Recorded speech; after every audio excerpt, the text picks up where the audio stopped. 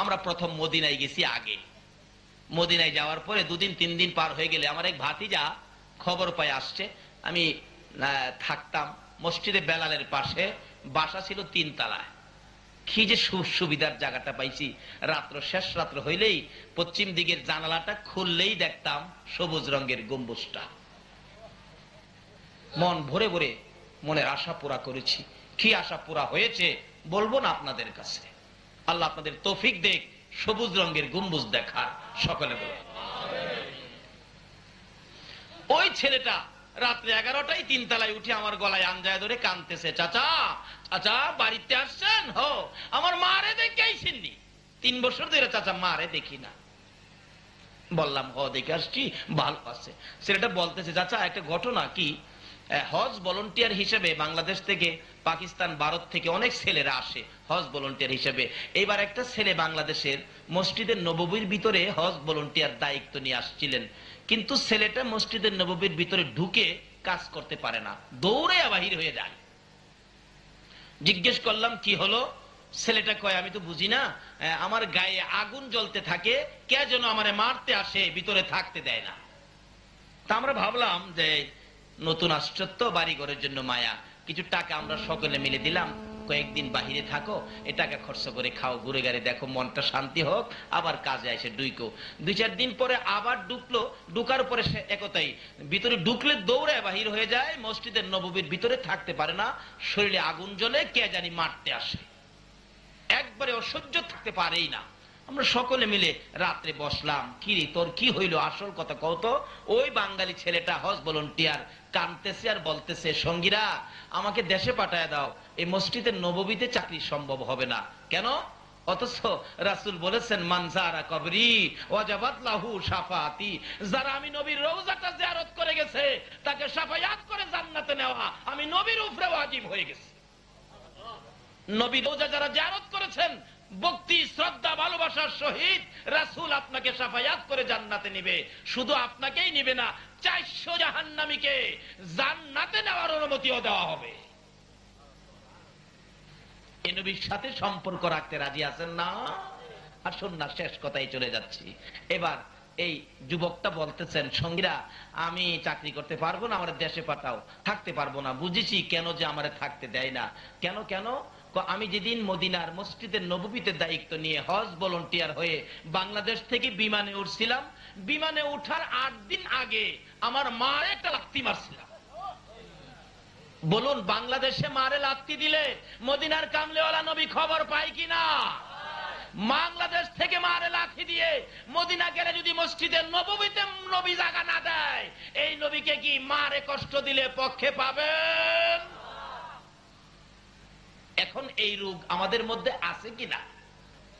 মৌলবী হইয়া যদি মারেম পিটাইতে পারে, রোগ থাকবে না কেন? এই রোগ দূর করতে হবে, না হয় এ সমস্ত কোন কাজে আমরা মুক্তি পেতে পারি না। রাসূলের কথা মানতে হবে। আসুন, কোন রাসূল? নামাজ দিয়ে ডুববেন, সবচেয়ে বড় ইবাদত নামাজ, নবী ছাড়া নামাজ কবুল হয় না। বলতেছিলাম, ডাকতেছে নবীর চাচি, স্বামী আমার ভাতিজা কই, বাড়িতে আইনা দাও, আমি মায়ের মতো আদর করব। আইনা দাও না।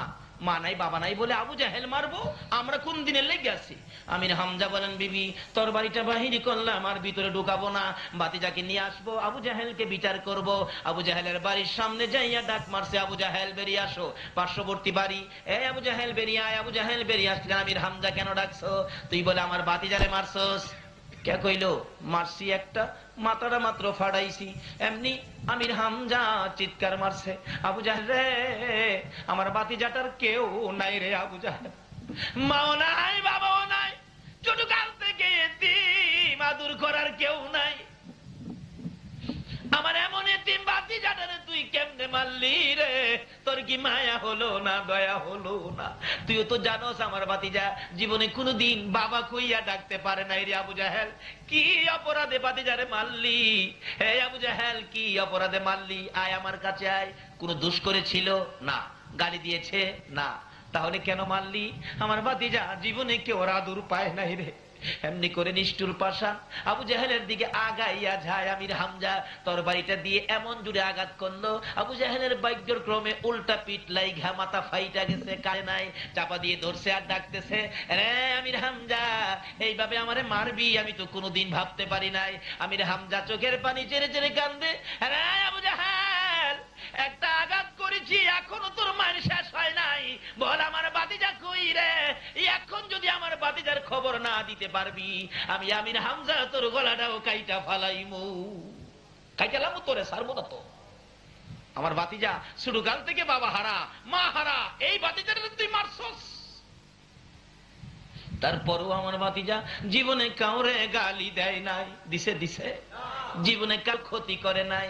আমি দেখেছি আমার ভাতিজা 24টা ঘন্টারে গুনাহগার উম্মতের জন্য কাঁদছে। বল আমার ভাতিজা কোথায়? না হয় একটা কাই সামনে যেতে দেব না। আবু জাহেল এইভাবে মাথা চাপাইয়া ধরে ধরে ডাকতেছে, আমির হামজা রে আমার আর মারিস না, আমি দেখছি তোর ভাতিজা রক্তে লাল লাল হইয়া এই দিক দিয়ে কানতে কানতে ওই পাহাড়ের পর পাহাড় পার হয়ে গেছে। আমির হামজা ঘোড়াটারে চালাইছে, ঘোড়ারে চল ভাতিজারে জংলায় রাইখায় আমি বাড়িতে আসবো না। যাইতে যাইতে যাইতে যাইতে বহুদূর চলে গেল, ভাতিজার সন্ধান পায় না।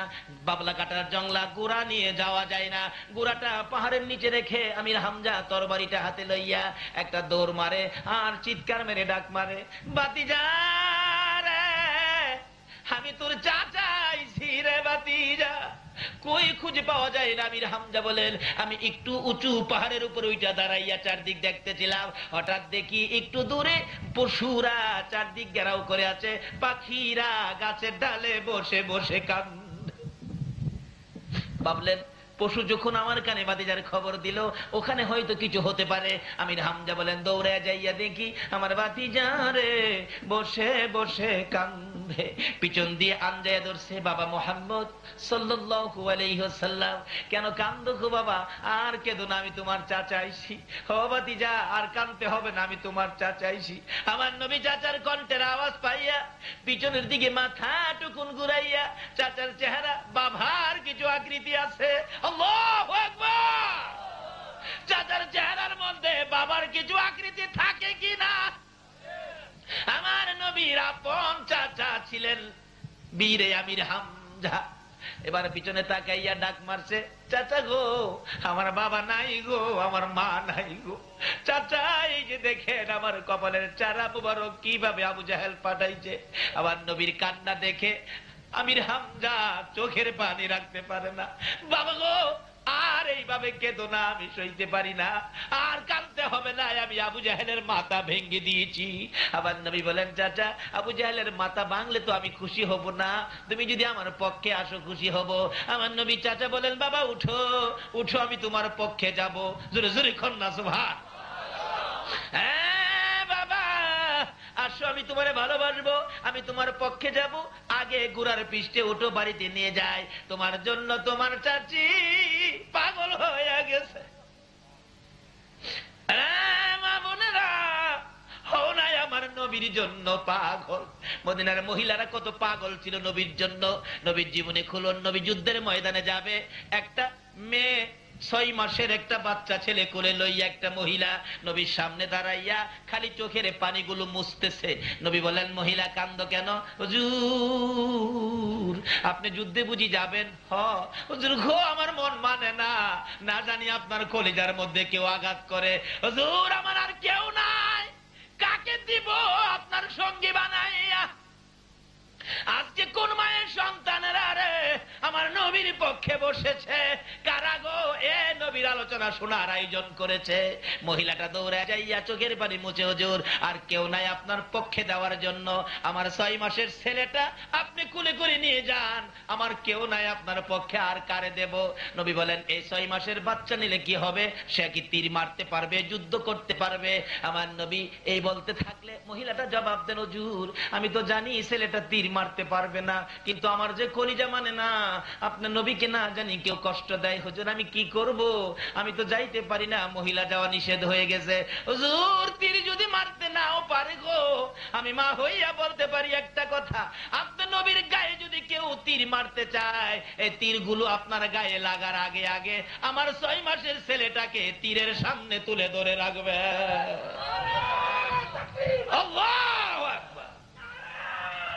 ইয়া রাসূলুল্লাহ, ইয়া গাউসুল আজম দস্তে জিন্দাবাদ, জিন্দাবাদ, মাশাআল্লাহ, মাশাআল্লাহ, জিন্দাবাদ, জিন্দাবাদ।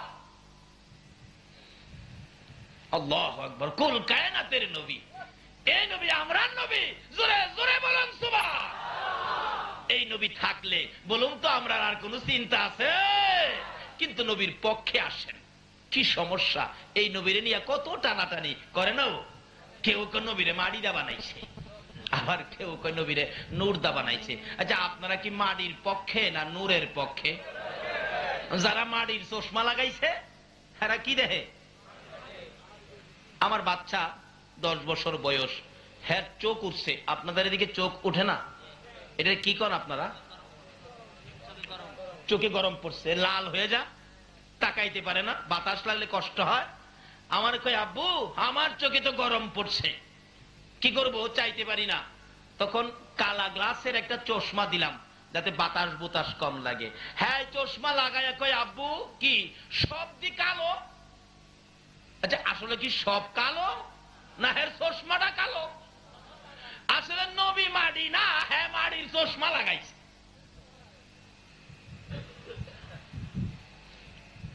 কে কোন দিকে নিবেন? চশমার দোষে মাড়ি হইছে, আসলে নবী নূর। কি বলেন? নবী কি?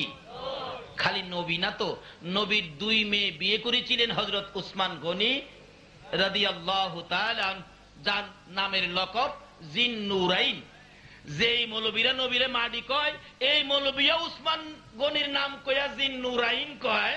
আবার বাইত গেলে কয় মাড়ি, মাড়ো গেলে কই মাড়ি। কিতাব পড়ে বলা কয় উসমান গনি জিন নুরাইন, অর্থাৎ নবীজির 2 মেয়েকে উসমান গনি বিবাহ করেছিলেন, বিদায় উসমান গনিকে 2 নূরের অধিকারী বলা হয়।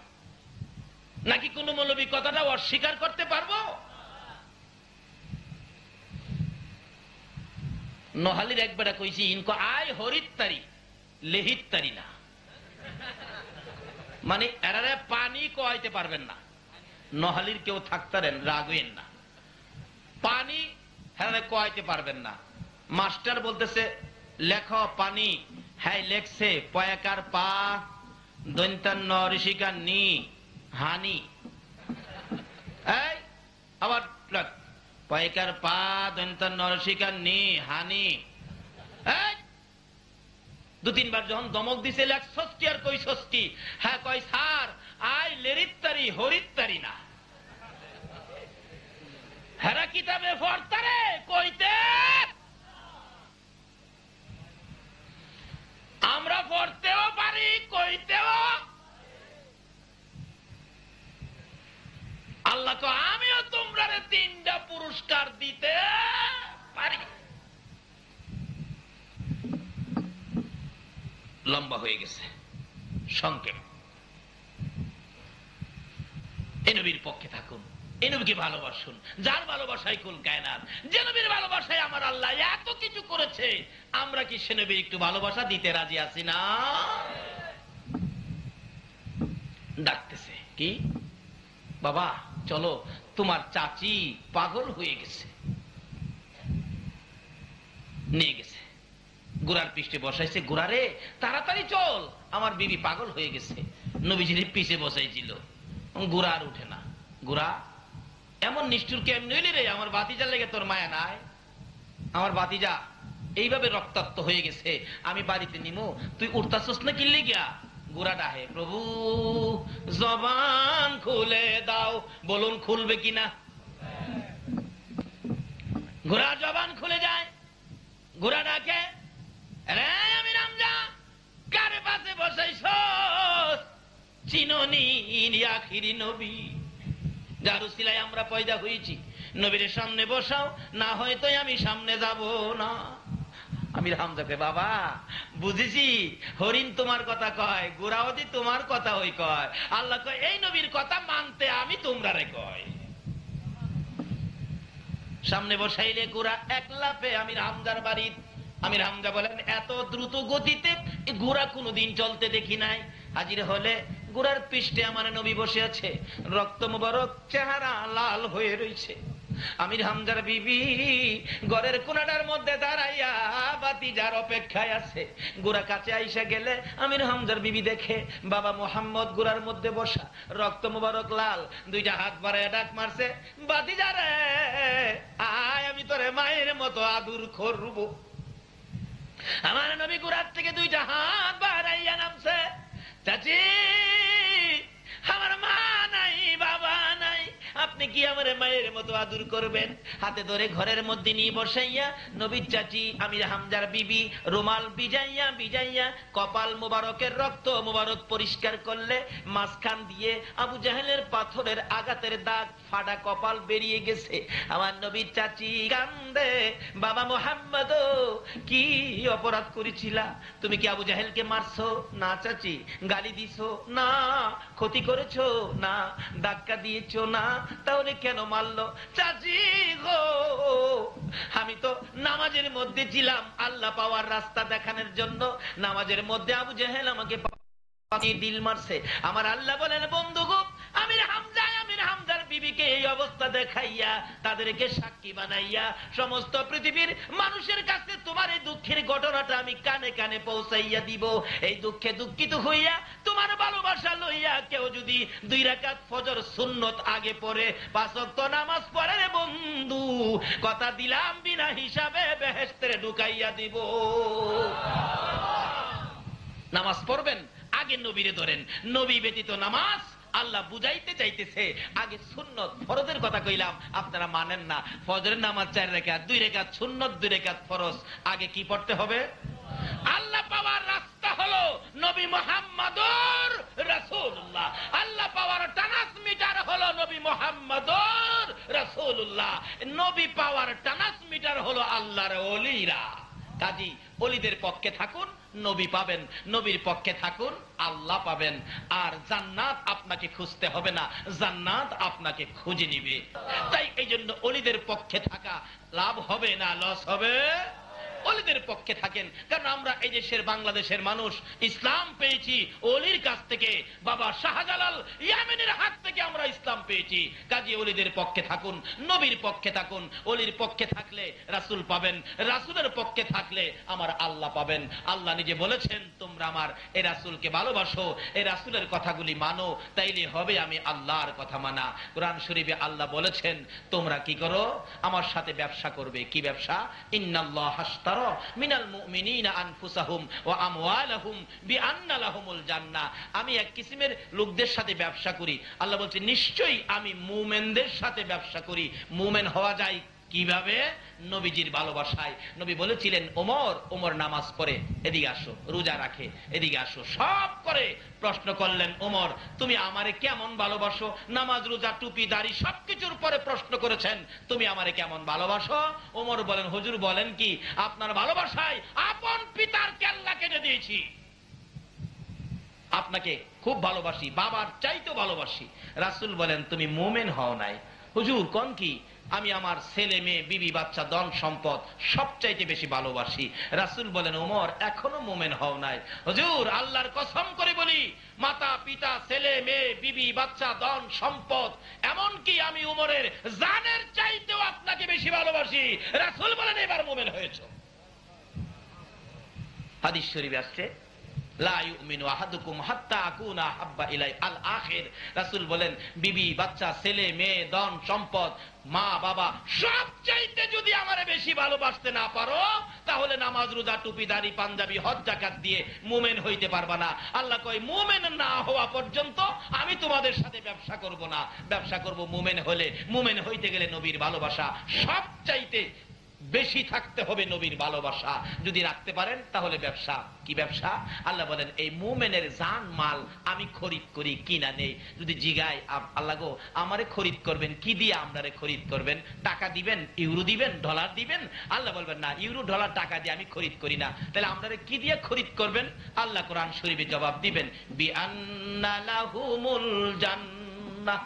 আমার জান্নাতের বিনিময়ে তোমরা আমি খরিদ করে নিলাম। সেই ব্যক্তিটাই হলো নবীর ভালোবাসার ব্যক্তি। নবীর ভালোবাসা ব্যতীত নামাজ হয় না, নবীর ভালোবাসা ব্যতীত রোজা হয় না, নবীর ভালোবাসা ব্যতীত আল্লাহ পাওয়া যায় না, নবীর ভালোবাসা ব্যতীত আল্লাহর সাথে ব্যবসা করে জান্নাতে যাওয়া যায় না। আর মায়ের দোয়া ব্যতীত, মা বাবার খেদমত ব্যতীত নবী পাওয়া যায় না। নবী না পাইলে আল্লাহ পাবেন কি দিয়ে? আসুন মা বাবার খেদমত করি, মা বাবাকে কষ্ট না দেই। যদি কষ্ট দিয়ে থাকি, আজকে যায় মার পায়ে ধরে ক্ষমা চাই। আর যার মা কবরে, মার জন্য দুইটা হাত বাড়ায় দোয়া করি, রব্বির হামহুমা কামা রব্বায়ানি সগীরা। রব্বুল আলামিন জান্নাতের বাগানে বসে জান্নাতি মেহমান নিয়ে হাত বাড়াইছি।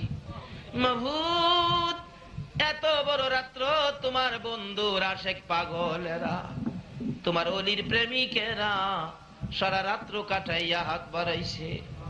একবারে খালি হাত বাড়াই নাই, তুমি যার প্রেমে সব বানাইছো, যার উপর দুরূদ ও সালাম প্রেরণ করতেছো, ফেরেশতারা করতেছে, আমরা ওই নবীর উপর ভালোবাসার দুরূদ ও সালাম মদিনা পাঠাইলাম গো আল্লাহ।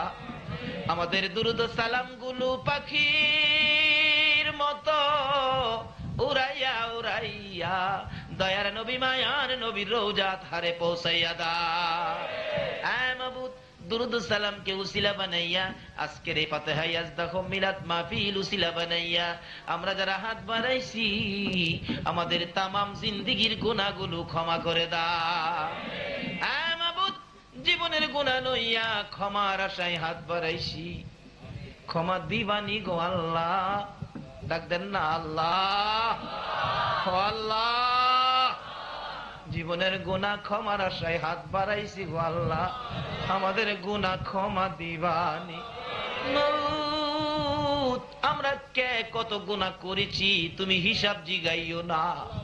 হিসাব যদি জিগাও আমরা লজ্জা পাবো গো আল্লাহ। আজকের জন্য কে নামাজি কে বেনামাজি কাউরে কিছু কইও না, কে মেয়ে কে পুরুষ কে যুবক কে বুড়া কাউরে কিছু জিগাইও না। তোমার ওলি তোমার বন্ধুর ভালোবাসার উসিলাই আমাদের সকলের জীবনের গুনাহ ক্ষমা করে দাও। আয় মাবুদ, ক্ষমা চাইলাম জীবনের গুনাহ। আজকে যদি ক্ষমা না করো, কালকে তো তোমারই ক্ষমা করতে হবে। তাহলে ঘুরাইয়া দিলে ফিরাইয়া দিলে তোমার কি লাভ হবে গো আল্লাহ? আমার নবী 63 বছর জিন্দেগি গুনাহগার উম্মতের জন্য কাঁদছে গো আল্লাহ। এখনো 24টা ঘন্টাই নবী মদিনায় শুয়ে শুয়ে কাঁদে। আমাদের গুনার জন্য আমার নবীরে আর কাঁদায়ও না। এই মাহফিলে আমাদের সবাইকে তুমি মাফ করে দাও। আল্লাহ, মাফ যদি না করো, কবে জানি সাদা কাফন গায়ে লাইগা যায়, কবে জানি এ হাতগুলো কাফনের ভিতরে ঢুকাইয়া দিবে, মাথার মুডি পায়ের মুডি টাইনা টাইনা বাঁধবে, চারিজনে কাঁধে লইয়া গো নিষ্ঠুর ঘোর অন্ধকার কবরে নিয়ে যাবে। যেই ঘরে শোয়াইয়া দিলে এ বড় বাড়িতে আর আনবে না গো আল্লাহ। এই দুইটা হাত পচে গলে মাটির সাথে মিশে যাবে। ওই দিন আসার আগে যে হাত আমরা বাড়াইলাম, ফিরাইও না ঘুরাইও না। এই মাহফিলের সবাইকে তুমি মাফ করে দাও গো আল্লাহ। আল্লাহ, জীবনের গুনাহ মাপেন আসার দরখাস্তের পর আরেকটা দরখাস্ত করি, তুমি কিন্তু রাগ হইও না। এই মাহফিলে যারা কষ্ট করে বসে আছে, জানি না কার মনে কি ব্যথা, কার মনে জানি ব্যথার আগুন। মা নাই রে মা নাই, মা মা এ মধুর ডাক কার জানি বন্ধ হয়ে গেছে রে আল্লাহ। কার জানি বাবা নাই, বাবা বলে ডাক দেওয়ার সুযোগ কার জানি বন্ধ হয়ে গেছে। যে বাবা সন্তানের জন্য কত দরদ ছিল, চট্টগ্রাম থেকে সন্তান বাড়িতে আসে প্রত্যেক দিন রাত 10টায়, একদিন 10টায় আসে না, বাবা খানাটা খাইয়া ঘর থেকে বেরিয়ে গেছে। হে বাচ্চার মা, দরজা বন্ধ করো না, আমার বাবা কেন আসে না? আমি তালাশ করতে থাকি, রাস্তার কিনারে দাঁড়াইয়া থাকি। একটা গাড়ি যদি আসে, বাবা ডাক মারতো, আব্দুর রহমান আইসুনি। হে ডাকের দরজা কার জানি বন্ধ হয়ে গেছে গো আল্লাহ। ওই মা কার জানি দুনিয়ায় নাই রে, যে মায়ের কুলে জীবনে কত পসরা পায়খানা করেছি। অন্য মহিলারা পায়খানা দেখলে নাকে কাপড় দিত, তোমার আমার মা জীবনে নাকে কাপড় দেয় না। হে মায়ের অভাবী, বাবার অভাবী, কে জানি হাত বাড়াইছে রে আল্লাহ। এই অভাবীর অভাব দেখলে তোমার কি মায়া লাগে না? কুরবানির ঈদের দিন গরু বাজারে যাবে, ঈদের 2 দিন আগে গরু কিনবে একটা ছেলে। গরুর কাছে যাইয়া যাইয়া খালি কান্দে। জিজ্ঞেস করলাম, বাবা কাঁদো কেন? টাকা কি চুরি হয়ে গেছে? না হুজুর। কাঁদো কেন? পেটে কি ব্যথা হয়ে গেছে? না হুজুর। কেন কান্দো? ছেলেটা জবাব দেয় চোখে পানি লইয়া, হুজুর এই যে দেখেন আমার বয়সের ছেলেরা বাবার পছন্দে বাবা লইয়া গরু কিনতেছে, আমি কান্দি, আমার বাবা নাই গো, কার পছন্দে গরু কিনবো? মাবুদ, বাবার অভাবী, মায়ের অভাবী কে জানি। মায়ের অভাবীরা কি করে নিজে দেখেছি। একটা মায়ের পাগল, 5 বছর বয়স ছেলেটা, মা বাচ্চা হবে ডেলিভারি। এলাকার মহিলারা কয় অবস্থা ভালো না, হসপিটালে পাঠান। মা বুরগা পড়তেছে, ছেলেটা বারবার মায়ের কাছে যায়, আম্মু তোমার চোখে পানি কেন? ব্যথা উঠে গেছে। বাবা চোখে পানি, হসপিটালে যাইতেছি। কেন? বাবারে মহিলারা কয় আমার অবস্থা বলে ভালো না। ছেলেটা ডাকে, আম্মু হসপিটালে গেলে কোন সময় আসবা? আমারে নিবানি? না তোমারে নিতে পারবো না। তাহলে তুমি কোন সময় আসবা? বাবা আমি তো বলতে পারি না। মা গো দেরি করো না গো মা, তাড়াতাড়ি চলে আইসো। তুমি যদি রাত্রে বাড়িতে না আসো আমি কার গলায় ধরে ঘুমাবো? মা কান্দে, বাবু পারবনি আমার বাবা আমার গলায় ধরে ঘুমাইতে। মায়ের কান্না দেখি ছেলেটা বারবার প্রশ্ন রাখতেছে, মাগো এইভাবে তুমি কান্দো কেন? ব্যাপারটা কি? মা 2টা হাত বাড়াইছে, আয় আমার পাশে আয়। বাচ্চাটারে বুকে লইয়া মা 2 গালে চুমাইয়া চুমাইয়া কান্দে। বাবা গো হসপিটালে যাই, তুমি তোমার নানার কাছে থাকো। বাচ্চাটা আবার জিজ্ঞাসা করে, মা কোন সময় আসবা? মা জবাব দেন, বাবা যাইতেছি, অবস্থা বলে ভালো না রে বাবা। যদি তোমার ভাগ্য ভালো হয় মায়ের মুখ দেখিবি রে বাবা, ভাগ্য যদি খারাপ হয় জীবনে আর কোনদিন মা কইয়া ডাকতে পারবি না। বাচ্চাটা চোখের পানি ছেড়ে ছেড়ে কান্দে। মা রিক্সা করে রওনা হয়েছে, একটু পরে পরে বাচ্চাটার দিকে তাকাইয়া ডাক মারে, বাবু আমি পারবো নি এই বাবারে আমার বুকে লইতে। বাচ্চার দিকে তাকাইয়া তাকাইয়া মা বিদায় হয়ে গেছে। হসপিটালের মধ্যে চিকিৎসা শুরু হলো। রাত্র 10টা বাইজা গেছে, কোনো খবর আসতেছে না। বাচ্চাটা একটু পরে পরে জিগাই, নানা গো আমার আম্মু যে আসে না, আমি কার গলায় ধরে ঘুমাবো? একটু পরে একটা যুবক ডাকতেছে, চাচা বাড়িতে আসেননি? হসপিটালের খবর জানেননি? না চাচা গো আপনার মেয়ে হসপিটালে মারা গেছে। নানা চিৎকার মেরে ডাকে, মামুদ রে আমার নাতি কার গলায় ধরে ঘুমাবে? জীবনে কি আর মা কইয়া ডাকতে পারবে না? মা কইয়া কি আর ডাকতে পারবে না? ছেলেটা জিগাই, নানা তুমি কান্দো কেন? জবাব দেন নানা, হ্যাঁ নাতি তুমি ঘুমাইয়া যাও, সকালে তোমার মায়ের কাছে নিয়ে যাবো। রাত্রে 12টার দিকে লাশ বাড়িতে আইসা গেছে। মহিলারা ডাকতেছে, বাচ্চাটারে ঘুম থেকে জাগাইয়া তার মাকে জীবনের শেষ দেখা দেখাইয়া দাও না। তার নানা বলে, না না ঘুম থেকে জাগাইস না, মৃত দেখলে সে ভয় পাবে, দাফন করে ফেলছে। সকালবেলা ডাকতেছে, নানা চলো না মায়ের কাছে যাই, বিকালে যাব। বিকাল হইলে কান্দে, নানা গো চলো না মায়ের কাছে যাই, সকালে যাব। সকাল হইলে বিকাল, রাত্রে হয়ে গেলে পরের দিন রোজার ঈদ ছিল। বাচ্চাটা কান্দে, নানা কালকে আমারে কে গোসল করাবে গো নানা? কে আমার শ্যামাই পাকাইয়া খাওয়াবে? কে আমার 2টা গালে 2টা চুমো দিবে? নানা বলেন, আর সহ্য করতে পারি না, যা তোর বাবার কাছে যা। ঈদের দিন রাত্রে বাবার সাথে ঘুমাইলে রাত্র 12টা 1টায় স্বপ্নে দেখে তার মা এসে ডাকতেছে, বাবা গো মা মা কই আর কাঁদো না, আমি তোমার মা কবরে চলে গেছি রে বাবা। ছেলেটা বাবার গলায় ধরে কাঁদতে, বাবা গো আমার মা বলে কবরে চলে গেছে, জলদি করে আমার মায়ের পাশে নিয়ে যাও না। ঈদের দিন সকাল বেলা ছেলেটাকে গোসল দিতে চায়, গোসল করে না। সেমাই খাওয়াইতে চায়, সেমাই খায় না। কাপড় পরাইতে চায়, কাপড় পরে না। বাবা গো আমার মায়ের কাছে নিয়ে যাও না। আমার বয়সের ছেলেরা আমার হাতে গোসল করতেছে, জামা পরতেছে, মা দুই গালে চুমাইয়া চুমাইয়া দূর করতেছে। ছেলেটাকে আঙ্গুলে ধরে ধরে লয়ে যাইতেছে ঈদগার সামনে, কবরস্থান। নতুন কবরের পাশে দাঁড়াইয়া ছেলের বাবা ডাকতেছে, ও ছেলের মা এমন নিষ্ঠুর কেমনে হইলা গো? তোমার বাবা কান্দে, একবার গোসল করাইয়া দিয়া যাও না। ছেলেটা ডাকে, আব্বু এখানে কেন কান্দো, চলো না হসপিটালে যায়। ছেলের বাবা বলে, এই হসপিটালের মধ্যে তোর বাবা তোর মা জীবনের ঘুম ঘুমাইয়া গেছে।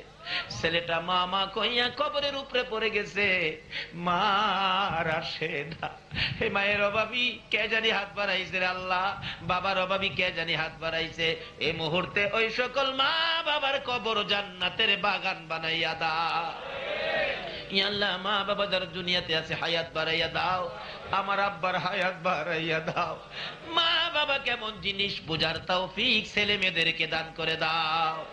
আল্লাহ দাদা দাদি নানা নানি শ্বশুর শাশুড়ি আলী আওলাদ বংশধর মুরব্বী পাড়া প্রতিবেশী খানদানবাসী মহব্বতী এই এলাকার জমিনের নিচে যত মুমিন মুমিনাত ঘুমিয়েছে সকলের কবর জান্নাতের বাগান বানায়া দাও। আল্লাহ মাহফিলে সারা রাত কষ্ট করে যারা বসে আছে আল্লাহ যে যে আশায় হাত বাড়াইছে সকলের আশা পুরা করে দাও। আমাদের মধ্যে যারা অভাবী অভাব দূর করে দাও, যারা অশান্তিতে আছে শান্তি দান করে দাও, যারা বিমারি বিমার সেবা করে দাও। মাওলানা তুমি তো সব কিছুর মালিক, ডাক্তার ছাড়া ওষুধ ছাড়া চিকিৎসা ছাড়া ভালো করতে পারো। এই মাহফিলের সভাপতি সাহেবকে তুমি সুস্থ করে হায়াত বাড়াইয়া দাও। আল্লাহ সৈয়দ বাড়ির দুইজন সোনার সন্তানের কথা বলেছে, রিয়াদ আরেকজনের নাম মাহমুদ গো, এই দুইজনকে তোমার কুদরতি হাতে আমানত করলাম গো মাহমুদ। যত বড় রোগই হয়ে থাকুক তোমার গাউসে পাকের উসিলায় দয়ার নবীর ভালোবাসার উসিলায় তাদেরকে তুমি সুস্থ করে দাও গো আল্লাহ। সাধারণ চিকিৎসাকে উসিলা বানাইয়া আজকের মাহফিলের বরকতে তাদেরকে সুস্থ করে নেক হায়াত বাড়াইয়া দাও। এইভাবে যত বিমারি আছে সকল বিমারিকে শেফা দান করে দাও। হসপিটালে যাইতে হবে এমন রোগ কাউকে দিও না গো আল্লাহ। হসপিটালে যাওয়ার রোগ যদি আমাদের মধ্যে কারো থাকে মাহফিলের উসিলায় গাউসে পাকের উসিলায় নবীর প্রেমের উসিলায় সবাইকে তুমি মাফ করে দাও গো আল্লাহ।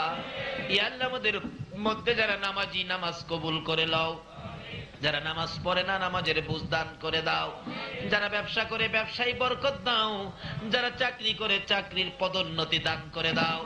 মাবুদ এই এলাকার সকল অলি প্রেমিক নবীর আশেক তোমার কুদরতি হাতে আমানত করলাম। সকল প্রকার আপদ বিপদ আযাব গজব অ্যাক্সিডেন্ট বালা মুসিবত শয়তানের শয়তানি দুশমনের দুশমনি হইতে বাঁচাইয়া রহমত বরকত শান্তি দ্বারা ভরপুর করে দাও গো আল্লাহ। মাবুদ এ নবী অলি প্রেমিক মাহফিল টুকুন তোমার কুদরতি হাতে আমানত করলাম, কিয়ামত পর্যন্ত তুমি কায়েম রাখো গো আল্লাহ। এ মাবুদ মঞ্জু ভাইয়ের টেলিফোন এখনো আমার কানে লাগে গো মাবুদ গো। যারা মাহফিলের জন্য পরিশ্রম করেছে টাকা পয়সা সাহায্য সহযোগিতা বুদ্ধি পরামর্শ দিয়ে মাহফিল সাজিয়েছে সকলের গলায় নবীর প্রেমের মালা পরাইয়া দাও। ইয়া আল্লাহ এই মাহফিল কমিটির সদস্যদেরকে তোমার কুদরতি হাতে আমানত করলাম, তুমি কবুল করে নাও। সকলকে তুমি বেশি বেশি করে নেক হায়াত বাড়াইয়া দাও। মাবুদ এই মাহফিলের সবাইকে তুমি কাল কিয়ামতে নবীর গুদারায় উঠাইয়া ফুলসিরাতের ফুল পার করে দিও গো আল্লাহ। মাবুদ গো তোমার নবী যেই জান্নাতে থাকবে ওই জান্নাতের পাশের জান্নাতি বানাইয়া দিও গো আল্লাহ। ইয়া আল্লাহ মাহফিল টুকুন কিয়ামত পর্যন্ত কায়েম রাখো। মাহফিলের উসিলায় এলাকার জমিনের নিচে যারা ঘুমিয়ে আছে মাফ করে দাও, যারা জমিনের উপরে আছে হেদায়েত নসিব করে দাও গো আল্লাহ। মাবুদ গো মাহফিল শেষ যারা যেখানে যাবে সহি সালামতে পৌঁছাইয়া দিও গো আল্লাহ। যতগুলো দরখাস্ত করলাম মাহফিলের উসিলায় দুরুদ সালামের উসিলায় জিকিরের উসিলায় ওলি প্রেম তোমার নবীর ভালোবাসার উসিলায় সবগুলো তুমি কবুল আর মঞ্জুর করো গো আল্লাহ।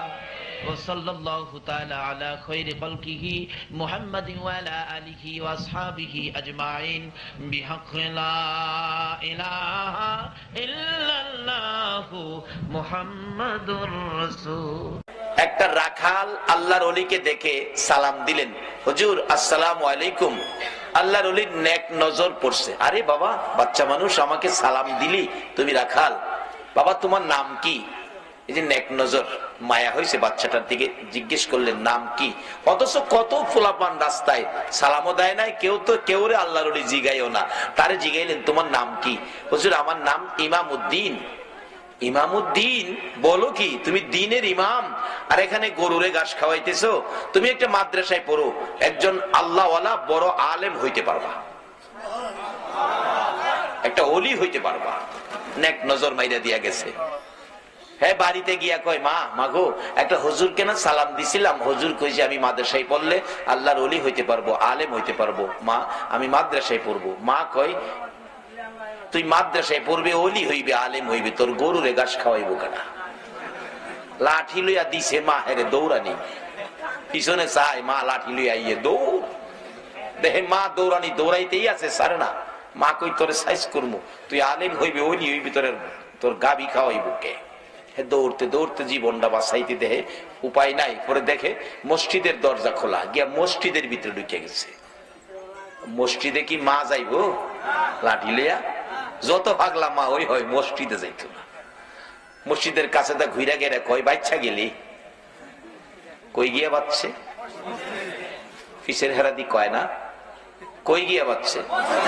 তাহলে বোঝা গেল এই নবীর উম্মতের একটা বাঁচবার জায়গা এখনো আছে। এই জায়গাটা কি? মসজিদ। যত আল্লাহর ওলির দরবার আছে, বলুন প্রত্যেক আল্লাহর ওলির দরবারে একটা মসজিদ আছে কিনা বলুন? অবশেষে মসজিদের ভিতরে লুকাইয়ে রয়েছে একটা মুসল্লি, জিগায় কি রে বাবা এইভাবে লুকাইয়ে রয়েছে, কি ব্যাপার, ঘটনা কি? কয় দেখেন তো এখানে মা আসেনি? কয় না, কোনো মা তো নাই। মা আমার মারতে এসেছিল, মসজিদে জীবনটা বাঁচাইছি। কি লেগে মারতে এসেছিল? হুজুর না কইছে আমি মাদ্রাসায় পড়লে আল্লাহওয়ালা হতে পারবো, আবার আলেম হইতে পারবো। কইছিলাম মাদ্রাসায় পড়ুম, মা আমার দৌড়াইতেছে। কি লেগে কইছি? মাদ্রাসায় পড়বি? পড়বো যে জামু কেমনে, আমার কাছে তো ভাড়া নাই। হুজুর যে রাস্তা বলছে নদী পার হইতে হইব, নৌকা ভাড়া নাই। আমি তোরে খরচ দিমু, যাইবি? দিলে যাবো। খরচ মুসল্লি দিছে, হ্যাঁ নদী পার হইয়া গেছে। যাইয়া দেহে মাদ্রাসার অফিসে ওই হুজুরই বসে রয়েছে। হুজুর আসসালামু আলাইকুম, আমি ইমামউদ্দিন। আল্লাহওয়ালা বলেন বাবা তুমি আইসো, আসো আসো। একটা কায়দা দিয়ে বলছে মক্তবে যায় পড়ো, কারণ প্রথম ক্লাসে তো মক্তবেই ভর্তি হইতে হয়। তো মক্তবে তো সাধারণত ছোট বাচ্চারা পড়ে, প্রথম ক্লাস তো, সেই বাচ্চাদের তুলনায় সে একটু বড়। তো অন্য বাচ্চারা কায়দা লই আসে, হুজুর আপনি পড়তে আইছেন না আমরা পড়াইতে আইছেন? একটু বড় দেখে হ্যাঁ মস্কারি করে। উপরের ক্লাসের ছাত্ররা মুসলিম শরীফ বুখারী শরীফ পড়ে, তারাও আয়া কিতাব লইয়া বইছে, হুজুর পড়তে আইছেন না আমরা হরাইতে আইছেন, আমার হরাটা কইয়ে দেন। অবশেষে ইমামউদ্দিন বিরক্ত হয়ে গেছে, কি রে কারবার, আমি এখনো আউযুবিল্লাহ বিসমিল্লাহ পড়ি নাই, আর আমারে কয় পড়া কই দিতাম। গেছে হুজুরের কাছে, কায়দা হাতে, চোখের পানি ছেড়ে দিছে, হুজুর আমার বিদায় দেন, আমি পড়বো না। কেন? আমি এখনো আউযুবিল্লাহ বিসমিল্লাহ পড়ি নাই, বড় বড় কিতাব নিয়ে গেছে আমারে পড়া কই দিতে। হুজুর আমি কি বুখারী শরীফ পড়াইবার ক্ষমতা আমার হইছে? আমি পড়বো না হুজুর, চলে যাব বাড়িতে। আমার মস্কারি করে। আল্লাহর ওলি বলেন ইমামউদ্দিন আমি তোকে আনলাম পড়াবো, আর তোরে তারা মস্কারি করছে। জি বাবা এদিকে আমার কাছে আয়। আয়। সামনে গিয়া বসছে। বসার পরে আল্লাহর ওলি নিজের মাথার পাগড়িটা খুলে ইমামউদ্দিনের মাথায় পরাইছে। পরাইয়া দিয়ে হাতে চাবুকটা দিয়ে বলছে ইমামউদ্দিন যাও, তোমাকে বেলায়েতের ওলি এবং বুখারী পড়াইবার আলেম বানায়া দিলাম, যাও। ভারতবর্ষের একজন ওলি যদি রাস্তার ইমামউদ্দিন রাখালকে বেলায়েতের ওলি বুখারী পড়ানোর আলেম এক নজরে বানাইতে পারে, আজকে যারা গাউসে পাকের স্মরণে মাহফিলের আয়োজন করেছেন, আল্লাহু আকবার বলুন। গাউসে পাকের কি কিছু দিবার ক্ষমতা আছে না? আল্লাহ যদি তৌফিক দেয় সব বাড়ি করবো আজকা। আসেন সামনে বাড়ি। বাবার আপনাদের কষ্ট হবে না তো? যাই হোক, মা বাবার খেদমত গাউসে পাক করেছে, এমনকি আল্লাহর রাস্তায় জিহাদ করলো। ইবাদতের মধ্যে ইবাদত আর নাই, এতগুলো ইবাদত করে যেই নেকি পাইলো আর একটা যুবক আর একটা মানুষ, সে মা বাবার উদ্দেশ্যে, আল্লাহু আকবার বলুন, মা বাবার উদ্দেশ্যে রাত্র গভীর বাড়িতে যাওয়ার সময় মনে মনে ভাবতেছে, হাইরে আমার মা বুড়া মানুষ, আমার বাবা বুড়া মানুষ, মা বাবার জন্য কি নিতে পারি, মা বাবার জন্য কি কিনতে পারি। একটা ফলের দোকানে ঢুকছে, ও ফলের দোকানদার, আমার বুড়া মা বুড়া বাবারে, যেই বাবা বাড়িতে যাওয়ার আগে সন্তানের মায়ায় বাস স্ট্যান্ডে যাইয়া দাঁড়াইয়া থাকতো, যেই মা সন্তান বাড়িতে না আসা পর্যন্ত রাত্র 2টা বাজলেও দরজাটা খুইলা দাঁড়াইয়া থাকতো, ওই মা বাবার জন্য কি নিতে পারি রে বাবা। 2টা কমলা কিনেছে বাবার জন্য, 100 গ্রাম আঙ্গুর কিনেছে মায়ের জন্য, প্যাকেট লইয়া রওনা হয়েছে। রাত্র 10টা বাস স্ট্যান্ড থেকে যাইয়া বাসের থেকে নাইমা দেখে বুড়া বাবা হারিকেন লইয়া বাস স্ট্যান্ড দাঁড়াইয়া রইছে। বলুন বাবা ছাড়া এই দয়ার দরদ আর কেউ দেখায় কিনা? বুড়া বাবা হারিকেনটা লইয়া বাস স্ট্যান্ড দাঁড়াইয়া রইছে, রাত্র 10টা। বাবা আইসো, এতক্ষণ করছো কে রে বাবা? বাবার শহরে কাজ ছিল, আসতে দেরি হয়ে গেছে, চলো আমি অনেকক্ষণ ধরে তোমার লেগে দাঁড়িয়ে রইছি। বুড়া বাবা হারিকেন, এই হারিকেন কার জানি ছিল করে নিবা গেছে। বাড়িতে যাইয়া দরজার কিনারে দেখে মা দরদি সন্তানের ব্যথায় কান্দে গো বিনাইয়া বিনিয়া। বাবা আইসো, আমি তো তোমার মা, এই ঘরে যাই না, দাঁড়ায় রেছি, তোমার বাবা তো বাস স্ট্যান্ড গেছে। ঘরের ভিতরে ঢুকি, মা গো মা 100 গ্রাম আঙ্গুর তুমি খাও গো মা, আর 2টা কমলা বাবা তুমি খাও। বাবা কমলা পছন্দ করে, বাবার হাতে কমলা দিল, আঙ্গুর পছন্দ করে, বুড়া মা মার হাতে আঙ্গুর দিল। নিজের ঘরে আগে গেল না, নিজের ছেলে মেয়ের খোঁজ খবর নিল না, আগে বাবারে কমলা দিল, মার হাতে আঙ্গুর দিল। মা কমলা লইয়া, বাবা কমলা লইয়া, মা আঙ্গুর লইয়া খুশি, আর দোয়া করতেছে, মাবুদ গো কেমন সন্তান আমারে দিলা গো, আমাদেরকে কেমন সন্তান দিলা। নিজের ঘরে না গিয়ে আমাদের খোঁজ খবর নিল, নিজের সন্তানের না দিয়ে আমরার হাতে কমলার আঙ্গুর দিল। মাবুদ আমরা খুশি হলাম। আমার নবী বলেছে, 2টা কমলা বাবার হাতে দিয়ে 100 গ্রাম আঙ্গুর মায়ের হাতে দিয়ে মা বাবারে খুশি করার বিনিময় ওই লোকটা নামাজ পড়ে, সদকা করে, রোজা রেখে, হজ করে, উমরা করে, আল্লাহর রাস্তায় জিহাদ করে যেই নেকি তার ভাগ্যে পাইলো, তুমি 2টা কমলা 100 গ্রাম আঙ্গুর মা বাবারে দিয়া খুশি করার বিনিময় তার চাইতে বেশি নেকি তোমার আমল নামায় পায়া গেলা।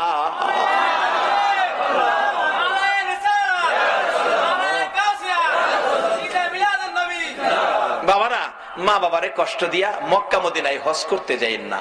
একজন হাজী সাহেবের জীবনীতে দেখি, উনি 39 বার হজ করে 40 বারের মাথায় হজে গিয়ে আরাফাতের ময়দানে খুশির কান্না কান্দে, প্রভু গো কি আমার নসিব, 40 বার হজ করলাম।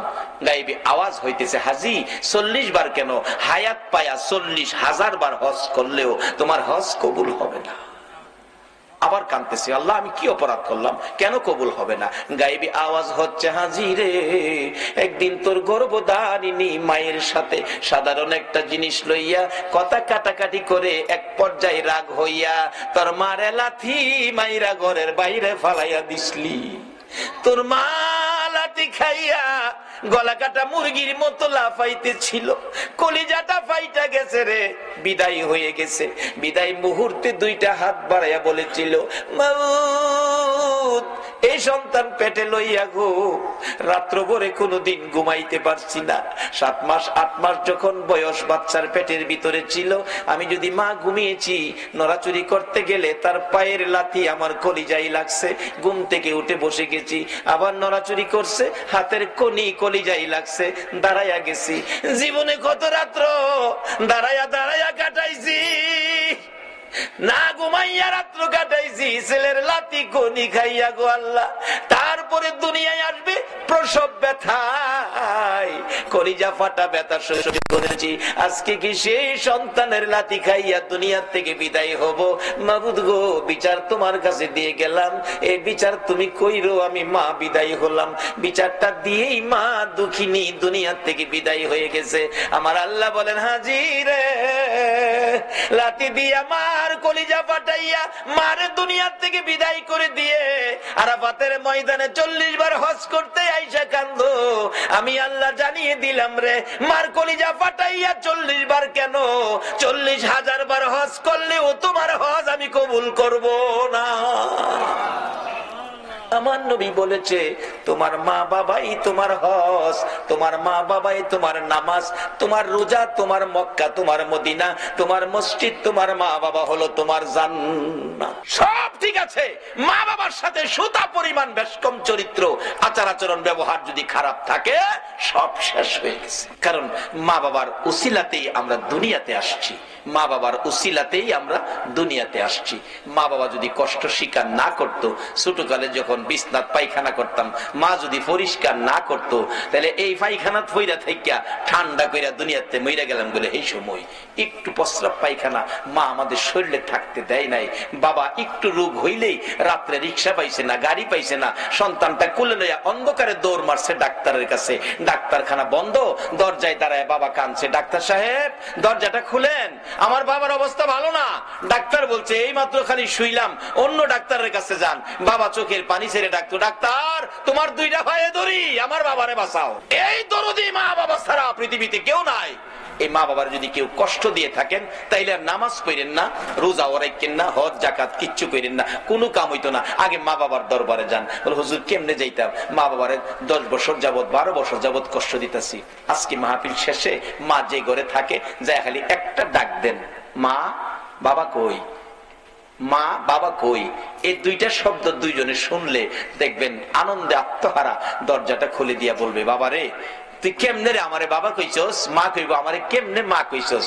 মাগো ভুল করছি, তোমাদের সাথে ব্যবহার খারাপ করছি, মাপ চাইবার লেগাইছি। মা বাবা দেখবেন 2 জন কইব, বাবা মাপ চাইতে হইতো না, তুই যে মা কইছস বাবা কইছস এতেই আমরা তোরে মাফ করে দিছি।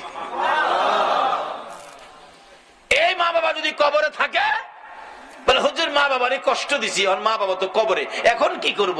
মা বাবার কবরে যান, কবরে গিয়া মা বাবার জন্য কান্দেন। কি কি কইয়া কানবেন? আল্লাহ শিখাইছে, রব্বির হামহুমা কামা। এইভাবে কানতে থাকেন।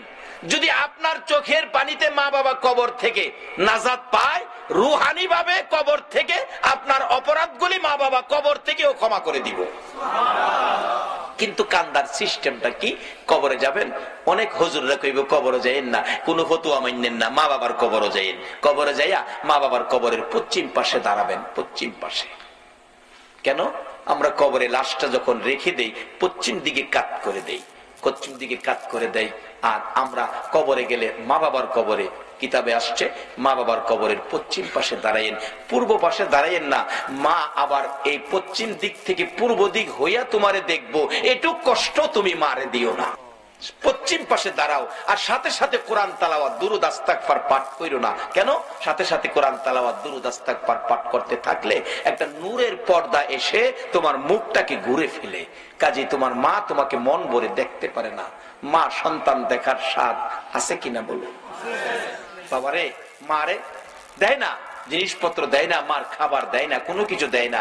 এরপরও দেখেন সন্তানটা বাড়িতে বাইরে যায় সময় কেউ তাকায় না, কিন্তু মা কিন্তু তাকায় থাকে, একটা আশা করে তাকায়। বাবারে একবার যদি আমার দিকে চায় আমার একটা মা কইয়া যাইতি। সন্ধ্যার সময় বাড়িতে আইব, সব ঘুমায় রইছে, মার কোনো খোঁজ খবর নাই না। এরপরেও বলুন সন্তান ঘরে না ঢুকা পর্যন্ত মার চোখে ঘুম আইছে কিনা? একটু পরে পরে বাচ্চার মারে ডাহে, কি গো আব্দুর রহমানের মা আমার ছেলেটা আইছে, অথচ ছেলে তার খবর নাই না। মা কিন্তু খবর না নিয়ে পারে না। বলতেছিলাম যে মা আপনাকে আমাকে দেখার জন্য ব্যস্ত থাকে, কবরে যাইয়া ও সন্তান কবরের পাশে গেলে মা ছেলেকে দেখতে চাই, বাবা ছেলেকে দেখতে চাই। নির্দেশ হলো কবরের পাশে যাইয়া কিছুক্ষণ চুপ করে দাঁড়াইয়া থাকো। তোমার মা বাবা তোমাকে মন ভরে দেখো, মন ভরে দেখতে চাই। দুনিয়ার জমিনে কত বাস্তব ঘটনা, মারে ভাত দেয় না, মার খোঁজ খবরও নেয় না। তারপরও ছেলেটা ডাকাত থেকে আইসা বৃহস্পতিবার সন্ধ্যায়, শনিবার সকালে যেদিন চলে যায়, মা পিছে পিছে এতিমের মতো যায়। একবার যদি ফিরে চাইতে রে বাবা, আমারে মা কইয়া ডাক দিতে খুশি হইতাম, ডাকও দিল না, ফিরেও চাইলো না। রিকশায় উঠে গেছে, রিকশায় উঠে রিকশা টান দিয়ে ওই মোড় ঘুরে যখন এদিকে যাইতেছে, মা এদিকে দিয়া দেখে না, দৌড়াইয়া বাড়ির পিছনে যাইয়া তাকাইয়া রইছে, আমার ছেলে যাই গো, একবার ফিরে চায় না। যত দূর পর্যন্ত দেখা গেল মা ওই রান্নাঘরে পায়খানার কিনারে দাঁড়াইয়া সন্তানের দিকে তাকাইয়া থাকে। বলুন এরকম দরদ মার সন্তানের জন্য আছে কিনা? কিন্তু মার জন্য আমরা কি করলাম? আমরা কি করলাম মার জন্য? আমার নবী নিজেও মা বাবার জন্য পাগল ছিল, উম্মতের এই আদর্শটুকুন দিয়ে গেল। বাস্তব ঘটনা, আমার নবীর বয়স যখন 6 বছরে পৌঁছে নাই, আমার নবী সঙ্গীদের সাথে মাঠের মধ্যে ছিল। বিকাল হয়ে গেলে অন্য বন্ধুদের বাবা এসে টান দিয়া কোলে নেয়, 2 গালে চুমো দেয়, আর কত খেলবি, চল বাড়িতে যাই। আমার নবী তাকিয়ে থাকে, সঙ্গীদেরকে জিজ্ঞেস করে কে আসলো, তাকে কোলে নিয়ে 2 গালে চুমো দিল। ডাকতেছে সঙ্গীরা, ও মুহাম্মদ, তুমি তো জানো না এই ছেলেটার বাবা হইল ইনি, তাই না কোলে নিয়ে 2 গালে চুমো দিছে। আমার নবী তাকিয়ে আছে, বাবার কোলে সন্তান, বাবার আদর কত সুন্দর দেখা যায়। আরেকজন আয়েশা বাচ্চা কোলে নিল, 2 গালে চুমো দিল। আবার নবী তাকিয়ে আছে, নিতে নিতে দেখা যায় সকল সঙ্গীদেরকে বাবা এসে কোলে করে নিল, একজনকে কেউ কোলে নিল না। আমার নবী খোলা আকাশের নিচে দাঁড়াইয়া ওই বাবাগণের দিকে তাকাইয়া তাকাইয়া চোখের পানি ছেড়ে ছেড়ে কান্দে, আর নিজেকে নিজে প্রশ্ন করে, ও মুহাম্মদ, তোমার বাবা কই? তোমার এদিকে কেউ কোলে নেয় না। আমার আল্লাহ বলেন, বন্ধু গো, তোমার বাবা নাই গো, তুমি এতিম। এই বলে তোমার আদর কমবে না। আমি কুল মাখলুকাতকে নির্দেশ করে দিয়েছি সবাই যেন তোমাকে ভালোবাসে, আর তোমাকে যদি ভালোবাসে আমি আল্লাহ দেখি, কথা দিলাম তোমার ভালোবাসার বিনিময় আমি আল্লাহর ভালোবাসা পায়া যাইব। কিভাবে ভালোবাসা পাওয়া যাইব? বাস্তব ঘটনা দেখুন। আমার নবী কাঁদতেছে, আমার নবী বাড়িতে যায় না, বাবার ব্যথায় কান্দে। সঙ্গীরা খবর দিলেন আমেনার কাছে, আমেনা গো, তোমার আদরের সন্তান ময়দানে দাঁড়াইয়া কান্দে, কি জানি ব্যথা আমাদের কাছে কয় না। দৌড়াইয়া যায় ডাকতেছে, বাবা গো, এইভাবে কেন কান্দো? কে মারছে, কে দুঃখ দিছে বলো, তোমার দাদারে দিয়া শক্ত বিচার করাবো। আমার নবী কান্দে, শিশু নবী মা, কেউ মারে নাই, কেউ ব্যথা দেয় নাই, সবাই আমার সঙ্গীরা বাবার কোলে উঠে বাড়িতে গেল গো মা, আমার বাবা কই? আমি বাবার কোলে উঠবো, বাবার ব্যথায় কান্দি। আমেনাও চোখের পানি ছেড়ে দিলেন, বাবা গো, তোমার বাবা নাই, বাবার কথা আমারে জিজ্ঞেস করো না, এই বাবার অভাব আমি পুরা করতে পারবো না। যখন কোথাও পারলো না বাবার অভাব পুরা করত, নিজেই তালাশে বেরিয়ে গেলেন, বাবারে কোথায় পাবো। মরুভূমির উঁচু পাহাড়ের উপরে উঠে মক্কা নগরীতে চারদিক ঘুরে ঘুরে হাত বাড়াইয়া ডাকে, বাবা, বাবা তুমি কই গো? একবার আসো না, তোমার শিশু মুহাম্মদ রে কোলে নাও না। কে নিবে? নাই নবীর বাবা মদিনার মাটিতে চিরঘুম ঘুমিয়েছে। আবু জাহেল কোত্থেকে যেন আসতেছিল, একটা বাচ্চার কান্না শোনা যায় পাহাড়ের উপর। আবু জাহেল গোড়ার থেকে নাইমা যাইয়া দেখে বাতিজা মুহাম্মদ, বাবা এখানে কান্দো, একটু পরে বাঘ ভাল্লুক বেরিয়ে আসবে, তোমাকে খেয়ে ফেলবে, তাড়াতাড়ি চলো বাবা, তাড়াতাড়ি চলো। নিচে নামাইয়া গোড়ার পিছনে বসাইয়া আবু জাহেল সামনে বসে গোড়াকে চাবুক মারতেছে, গোড়া রে, বিপদ হবে তোর, বিপদ হবে আমার, বিপদ হবে আমার ভাতিজার, তাড়াতাড়ি চল, তাড়াতাড়ি চল, আমিনার কাছে পৌঁছে দেই। আবু জাহেল এত জোরে মারতেছে, গোড়া তো বসার থেকে উঠে না। মাঝে মাঝে কিতাব লেখে সামনের 2টা পাও আকাশের দিকে বাড়াইয়া ডাকে, মাবুদ, তোমার বন্ধুরে পিছে বসাইয়া আবু জাহেল আমারে মারে। প্রভু গো, কথা দিলাম মার খাইতে খাইতে জীবন দিব গো, তোমার বন্ধুর সামনে না নিলে আমি যাব না। আমার নবীর ভালোবাসায় চারি পায়া জানোয়ার গোড়া যখন এইভাবে নবীর ভালোবাসায় ব্যথায় ব্যতীত হয়েছে, আবু জাহেল মারতে মারতে সমস্ত শরীর রক্তাক্ত করে ফেলেছে, কয়েক জায়গার চামড়া ফাইটা রক্ত জমিনে পড়তেছে। অবশেষে আবু জাহেল বিরক্ত হইয়া ডাকতেছে, গোড়া রে, এত আদর করি, এত কথা শুনস, আজকে কেন উঠতেছস না, এত মার খাইতেছস? গোড়া ডাকতেছে, প্রভু গো, তোমার নবীর ভালোবাসায় হাত বাড়াইলাম, আমার জবান খুলে দাও না গো বন্ধু। আমার আল্লাহ বলেন, গোড়া রে, আমার বন্ধুর ভালোবাসায় গেলি, আমার ভালোবাসা পাইলি, যা যা আমার মানুষের মতো কথা বলার অধিকার দিয়ে দিলাম। একটা চারি পায়া জানোয়ার যদি নবীর ভালোবাসায় গেলে আল্লাহর ভালোবাসা পাইয়া মানুষের মতো কথা বলার অধিকার পায়, বলুন এই নবীর পক্ষে যাইয়া নবীর কথা মানলে, নবীর ভালোবাসা দিলে আমার আল্লাহর ভালোবাসা আমরা পাইব কিনা? নবীজি ডাকতেছে, আমি দেখি আমার চাচা আবু জাহেল এত মায়ের মারলো, গোরা অবশেষে মানুষের মতো কথা বলতেছে। এরে আবু জাহেল, তোর কি মায়া না? আর কত আমারে মারবি? তাহলে তুই ওটা বসার থেকে উঠোস না কেন? গোরা ডাকতেছে, আবু জাহেল রে, না ওটার কারণ হলো পিছনে যারে বসাইছো ইনি হলেন রাহমাতাল লিল আলামিন, সকল সৃষ্টির জন্য। যেই নবী করুণা, যেই নবী রহমত, এই নবীরে পিছে বসাইয়া তুমি সামনে বসে বেয়াদবি করবা, আমি গোরা মার খাইয়া জীবন দিব, আমি বসার থেকে উঠবো না। আমার নবী পিছনে বসে আছে, তুমি সামনে বসে থাকবা, আমি চলতে পারি না, জলদি করে সামনে আনো নবীকে, তাহলে আমি সামনে চলবো। আবু জাহেল কই, বাতিজা বাজান সামনে আইও। নবীজির সামনে বসাইছে, গোরা চলছে নবীর ভালোবাসায়, গোরা আল্লাহর ভালোবাসা পাইয়া মানুষের কথা বলার অধিকার পাইল। বাড়িতে পৌঁছে দিলে মা আমেনার কাছে, আমেনা তোমার ছেলেরে বাগে খাইতো, আমি যদি না দেখতাম। আমেনা মুস্কি মুস্কি হাসি। আবু জাহেল, আমার এই ছেলের বাগে খাওয়ার সাহস কেমনে জানো তুমি? আমি জানি কেমনে। যেদিন আমার এই সন্তান পেটে ছিল, এদিন জঙ্গলার বাঘ এসে আমারে সালাম করে আমারে খবর জানায় গেছে। আমেনা গো, তোমার কপাল ধন্য, তোমার পেটে রাহমাতাল লিল আলামিন। যেই নবী পেটে থাকলে বাঘে সালাম করে, এই নবীরে বাঘে খাইতে পারে না। নবীরে খাইবো দূরের কথা, নবীর উম্মতের এই তো সালাম করে, গাউসে পাকের সালাম করে গেছে, গাউসে পাকের সালাম করে গেছে, খাইতে করতে সালাম করিতে কুলফানা। আমেনা কয়, আমার ছেলেরে বাগে খাইতো না। আপনাদের মন কি নবীরে বাগে খাইবো? আল্লাহু আকবার। এই নবীর উম্মত আপনারা বাগে খাইতো, এই সাহস বাগে রয়েছে না। আর মশাই ফাইলে আমরা ছাড়ে না। চট্টগ্রাম মশাই কামড়া, কারেন্ট না থাকলে দেখেন ঘুমাইলে মশা যে কি খুশি হয়, আইসা কানের কাছে গান কয়, বন্ধু ঘুমাইছো? ও গুণের বন্ধু, গুনগুনা গুনগুন, গোমাও বন্ধু বালকেরা ইঞ্জেকশন বা হরতাছে। সব বিপদ থেকে বাঁচার একটাই উপায়, মা বাবার দোয়া নেন, নবীর ভালোবাসা দেন, অলিগণের পক্ষ নেন। অলিগণের পক্ষে বিপদ উদ্ধার কিভাবে? একটা বাস্তব ঘটনা, যেটা সকল দলের আলেমের একমত। যারা অলির পক্ষে আসতে রাজি না, হেরা ওইটার মধ্যে একমত। সেই ঘটনাটা কি? হাজী আমদাদুল্লাহ মুহাজির মক্কি, তার জীবনী। হাজী আল্লাহর ওলি, নবীর আশেক, নবী প্রেমিক আল্লাহর ওলি হাজী আমদাদুল্লাহ মুহাজির মক্কির জীবনী। এক লোকের বাচ্চা হারিয়ে গেছে, ছেলে বাচ্চা খুঁজে পাইতেছে না, মা বাবা অসহায়, কি যে কান্না, ছেলে নাই, ছেলে পায় না।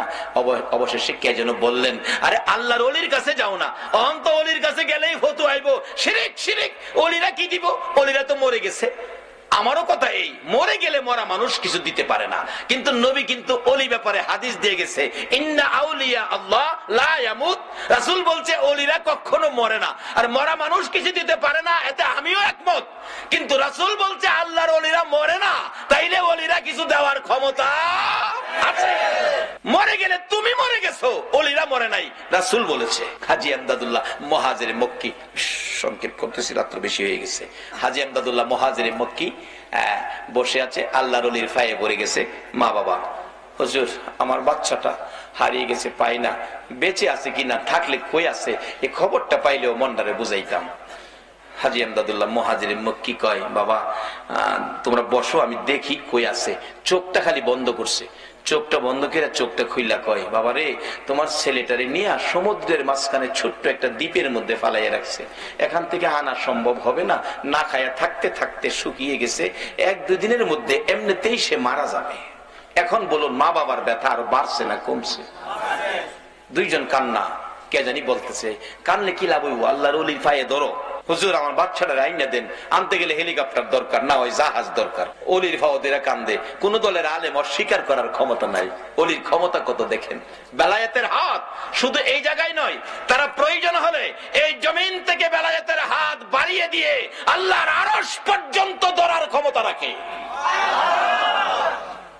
হাজী আমদাদুল্লাহ মুহাজির মক্কি পায়ে পড়ে কাঁদতেছে, মা বাবা হুজুর আমার বাচ্চাটা আইনা দেন।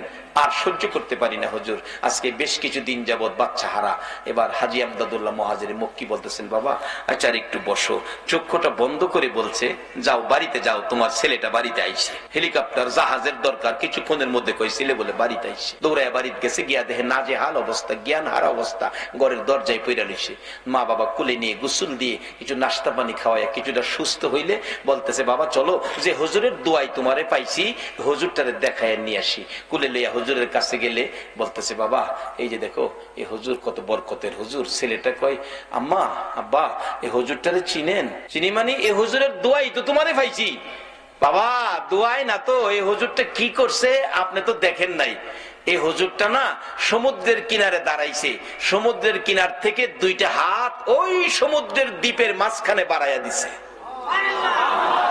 সমুদ্রের এপার থেকে দ্বীপের মাঝখানে হাত বাড়াইয়া আমাকে কুলে উঠাইয়া টান দিয়া উঠাইয়া নিয়ে আইছে। এটা বেলায়েতের হাত। এই হাত যেদিন আবার সমাজে বেরিয়ে যাবে, সকল বেজাল সমাজ থেকে দূর হয়ে যাবে ইনশাআল্লাহ। কিন্তু অলিরা এখন সমাজে আসতে চায় না কেন? আমরা অলিদেরকে ধাক্কা দেই, অলিদেরকে নিয়ে সমালোচনা করি, অলিদের দরবারকে নানান ফতোয়া দিয়ে দুর্বল করতে চায়। এই জন্য তারা নিশ্চুপ সুযোগ দেন।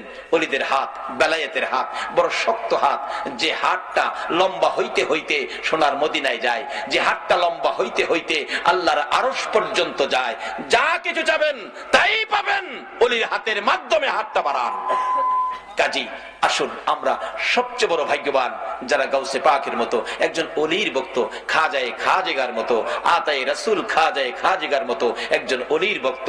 আজকে চট্টগ্রামের জমিনে আপনারা নসিব, কত ভালো, কত অলি চট্টগ্রামের জমিনে ঘুমিয়েছে। আজকে সকল অলিদের রুহানি ফায়েজ আপনাদের উদ্দেশ্যে হাজির হয়ে গেছে। কাজী এই বরকত আপনারা পাবেন, কিন্তু সব বরকত একসাথে হবে যেদিন মা বাবার সাথে ব্যবহার ভালো করবে। ওই মা বাবা যদি কবরও থাকে, মা বাবার জন্য দোয়া করবেন, এই অনুরোধ আপনাদের প্রতি রাখলাম। নবী নিজেও বাবার ব্যথায় মদিনায় গিয়ে মায়ের সামনে কাঁদছিলেন। আল্লাহ বলছে, বন্ধু বাবার কবরে এসে কাঁদতেছো, কথা দিলাম তোমার উম্মতেরা যদি এইভাবে বাবার কবরে কান্দে, আমি কথা দিলাম এই কান্নার সাথে সেই কান্না মিলায়া আমি তার বাবাকে মাফ করে দিব। মাকে নিয়ে আবার মদিনায় থেকে মক্কায় ফিরে আসবে, আবুয়া নামক স্থানে মা অসুস্থ। মা বলছে, বাবা মুহাম্মদ আমার বুকে আয়। মন কয় আমি বাঁচবো না বাবা।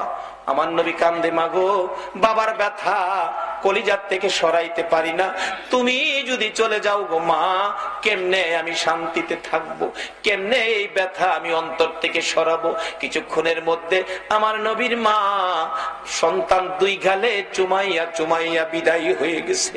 দাফন করে আবুয়া নামক স্থানে উম্মে আইমানের কুলে উঠা কাদের উপর গাট্টা ফালাইয়া নবী কান্দে, উম্মে আইমান গো আমার মা নাই, আমার বাবা নাই, মক্কা নগরে আমারে কে মায়া করবে, কে আমারে আদর করবে। উম্মে আইমান বলছে, মুহাম্মদ আমি কথা দিলাম গো, যতদিন বেঁচে থাকি আমি তোমার পাশে মায়ের কাজ করে যাব।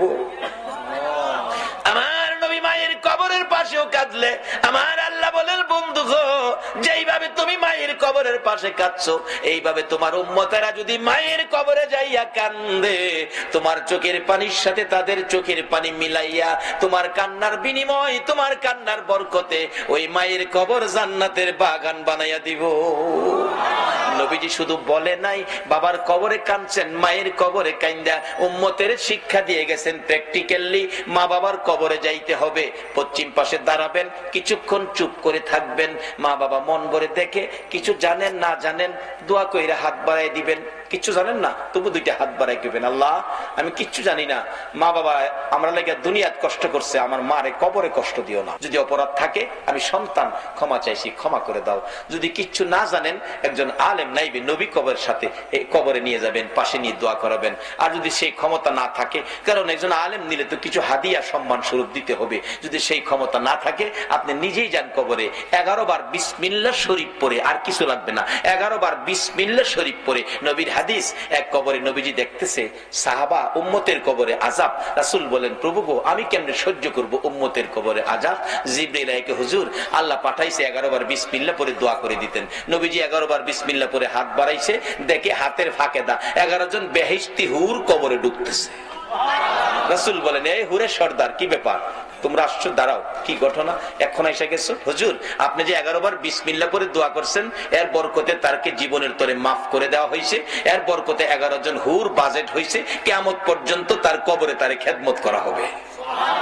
11 বার বিসমিল্লাহ শরীফ, এর চেয়ে সহজ তো আর কিছু নাই। তাহলে মা বাবার কবরে যাবেন, অলিগণের পক্ষে থাকবেন, এই অনুরোধ আপনাদের প্রতি রেখে আমি আমার আলোচনা, আমি অসুস্থ, আসলে বেশি অসুস্থ, আজকের জন্য এখানেই শেষ করে দিলাম।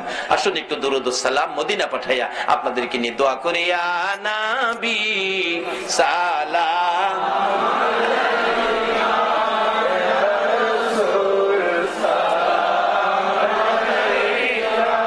اللهم آمين. ربنا ظلمنا أنفسنا وإن لم تغفر لنا وترحمنا لنكونن من الخاسرين. رب ارحمهما كما ربياني صغيرا. বলুন সবাই, রব্বি রহমহুমা কামা রব্বায়ানি সগীরা।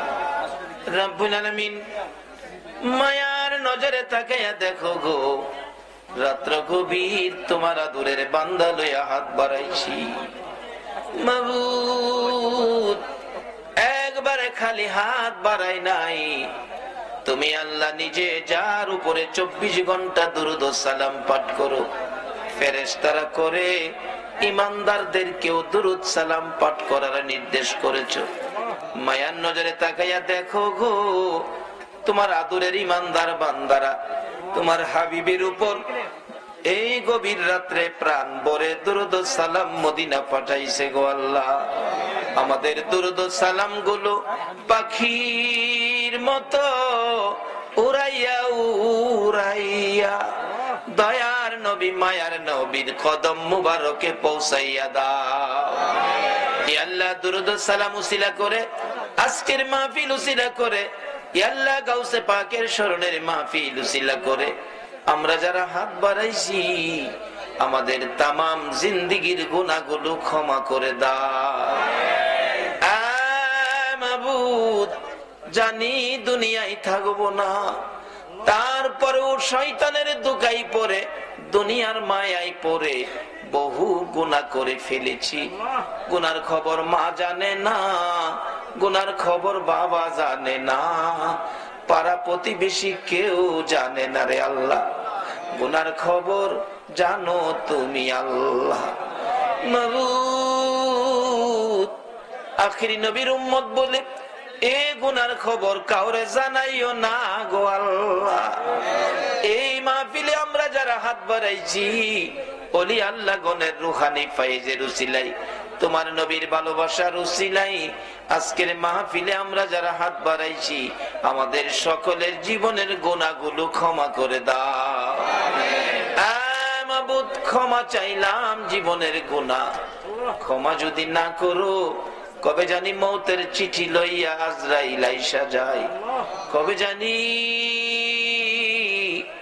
চারজনে দৌড়ে দৌড়ে টাইনা টাইনা বাহির করবে, উঠানের কিনারে পর্দা টানাবে, নাকে কানে তুলা লাগাবে, বড়ি পাতার গরম পানি জীবনের শেষ গোসল করাবে। মাবুদ, আদরের সন্তানেরা গো এতিম এতিম এতিম হবে, লোকেরা এতিম বলে মাথায় হাত বুলাবে, আদর করবে। সন্তানেরা বাবার লাশের পাশে দাঁড়াইয়া ডাকবে, বাবা আর কি এই বাড়িতে আসবা না?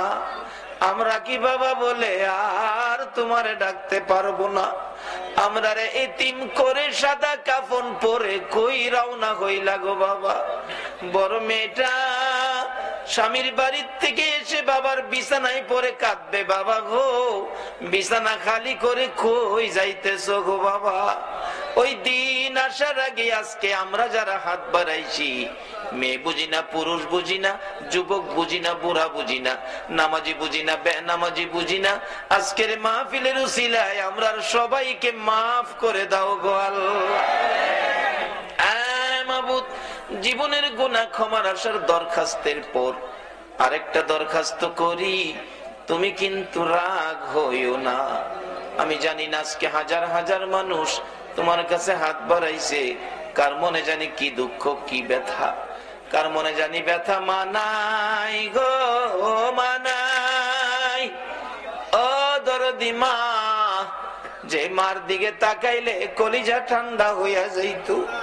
শত দুঃখ লইয়া মা মা কইয়া ডাক দিলে প্রাণ ঠান্ডা হইয়া যাইত।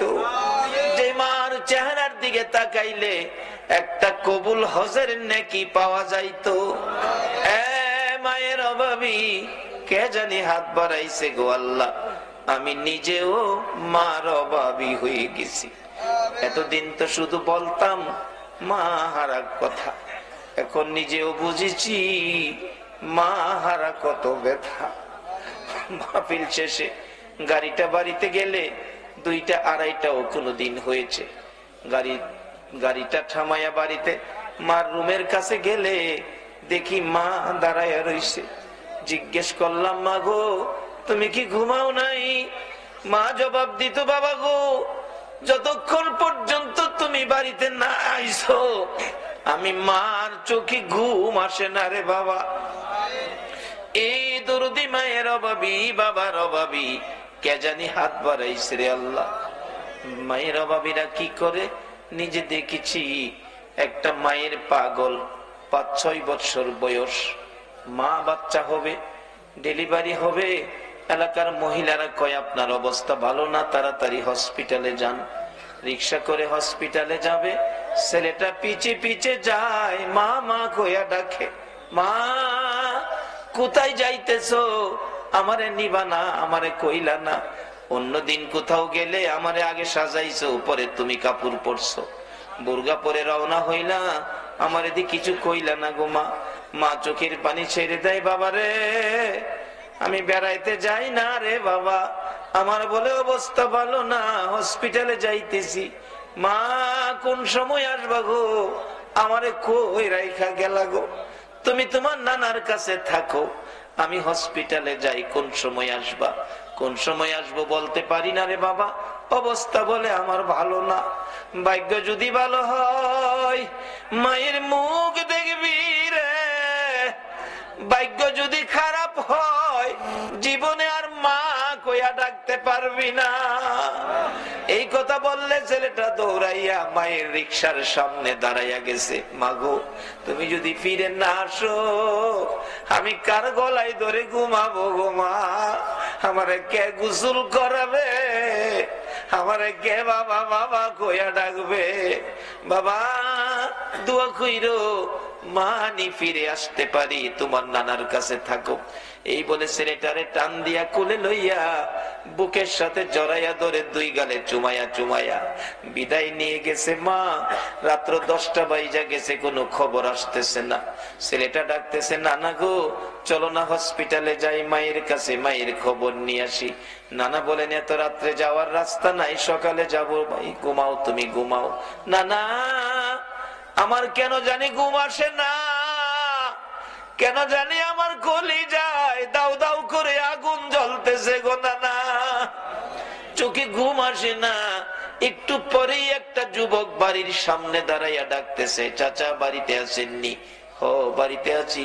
হসপিটালের খবর জানেননি? না খবর তো জানি না, সকালে হসপিটালে যাব। চাচা হসপিটালে আর যায়েন না, হসপিটালের খবর ভালো না, আপনার মেয়ে মারা গেছে গো চাচা। ছেলেটা একটা চিৎকার মারছে, না না আমি কি জীবনে আর মা কইয়া ডাকতে পারবো না? আল্লাহ গো এ কি করলা গো? আমার মারে নিয়ে গেলা, আমি কার গলায় ধরে ঘুমাবো? লাশটা বাড়িতে আনলো, ছেলেটারে দেখাইলো না, ভয় পাবে বলে না দেখাইয়া দাফন করে ফেলেছে। রমজান পার হয়ে যাইতেছিল, ঈদের দিন সকালবেলা ছেলেটা শুধু কান্দে, নানা তার মা যে মারা গেছে কবরে নেয় না, লাশটাও দেখাইলো না। জিজ্ঞেস করলে কই তোমার মা হসপিটালে আছে, তোমার মা বেড়াইতে গেছে। ঈদের দিন ছেলেটা কাঁদতেছে, নানা গো কত ছেলে রে মা গোসল করাইতেছে গো, আমার মা ঈদের দিন কোথায় রইল গো? আমারে কি গোসল করাবে না গো? না, ছেলে কান্না শুনে দৌড়াইয়া বাবা আইছে, আয় আমি তোরে গোসল করাবো। ছেলেটা কান্দে, বাবা গো তুমি না, আম্মু গোসল করাবে, তুমি তোয়ালে দিয়ে আমার শরীরটা মুছে দিবে, আমার আম্মু আমার পায়জামা পাঞ্জাবি পরাবে, আমি মার পায়ে সালাম করব, তোমার আঙ্গুলে ধরে ঈদগায় যাবো গো বাবা। মনের আশা যেন মনে রইল, আর যেন পুরা হবে না। বাবা ডাকতেছে, না না তোমার আম্মু এখন আসবে না, চলো আমার আঙ্গুলে ধরে ঈদগায় যাবে, গোসল করাই, জামা পরো, সেমাই খাও। ছেলেটা কান্দে, না মার হাতে গোসল করব, মার কাছে আগে যাব, তারপরে সেমাই খাবো, তারপরে ঈদের জামা পরবো। বাবা কান্দে, মাবুদ গো আমি কি দিয়া বুঝাইব গো, চলো তোমার মার কাছে লইয়া যাই। যাইতে যাইতে ঈদগার সামনে কবরস্থান, কবরস্থানের ভিতরে ঢুকে নতুন কবরের পাশে যাইয়া দাঁড়াইয়া ডাকতেছে, রে আদরের সন্তান, এই কবরে তোর মা ঘুমাইছে, ডাক দে রে, দেখি তোরে নি গোসল করাইয়া দিয়া যায়। বাচ্চাটা কাঁদতে কাঁদতে মা মা বলে মায়ের কবরে পড়ে গেছে। অবশেষে বাবা ডাকতেছে, হে বাচ্চার মা, এত নিষ্ঠুর কেমনে হইলা গো? এত কান্দা ছেলেটা কাঁদলো আর ডাকলো, একবারও ছেলেটারে আদর করে দিলা না। এই মাহারা মায়ের অভাবী, মায়ের ব্যথা ব্যতীত কে জানি হাত বাড়াইছে রে আল্লাহ। যার বাবা নাই, বাবার ব্যথা লইয়া কে জানি হাত বাড়াইছে গো। আর দেরি করো না গো আল্লাহ, এই মুহূর্তে ওই সকল মা বাবার কবর জান্নাতের বাগান বানাইয়া দাও। আল্লাহ মা বাবা যার দুনিয়াতে আছে হায়াত বাড়িয়ে দাও। মা বাবা কেমন জিনিস বুঝার তৌফিক ছেলে মেয়েদেরকে দান করে দাও। আল্লাহ খাস করে দাদা দাদি, নানা নানি, শ্বশুর শাশুড়ি, আলিয়া আওলাদ, বংশধর, মাই মুরব্বী, পাড়া প্রতিবেশী, খানদানবাসী, মহব্বতী, এই এলাকার জমিনের নিচে, সারা চট্টগ্রামের জমিনের নিচে যত মুমিন মুমিনাত ঘুমিয়ে আছে, সকলের কবর জান্নাতের বাগান বানাইয়া দাও।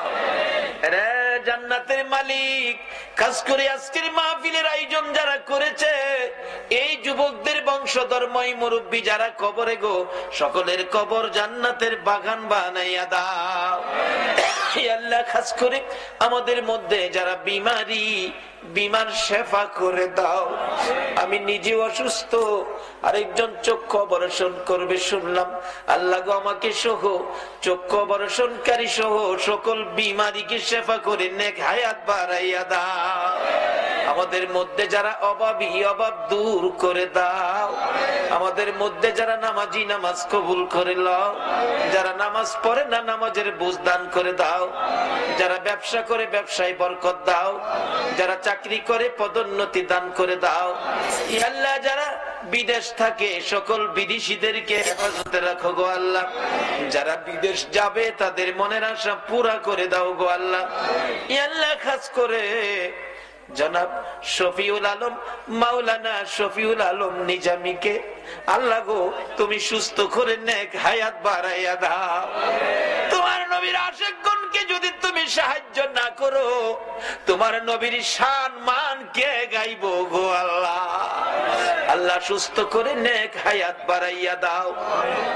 আল্লাহ খাস করে আজকের মাহফিলে যারা এই পর্যন্ত কষ্ট করেছে, সকলকে তুমি আফত বিপদ আযাব গজব অ্যাক্সিডেন্ট বালা মুসিবত শয়তানের শয়তানি দুশমনের দুশমনি হইতে বাঁচাইয়া রহমত বরকত শান্তি দ্বারা ভরপুর করে দাও। আল্লাহ মা বোনদেরকে রাবিয়া বস্তির মতো বানাইয়া দাও। আল্লাহ গো এই মাহফিলের সকলকে ইমাম হাসাইন আর হুসাইনের মহব্বত অন্তরে পয়দা করে দাও। নবীর ভালোবাসার মালা সকলের গলায় পরাইয়া দাও।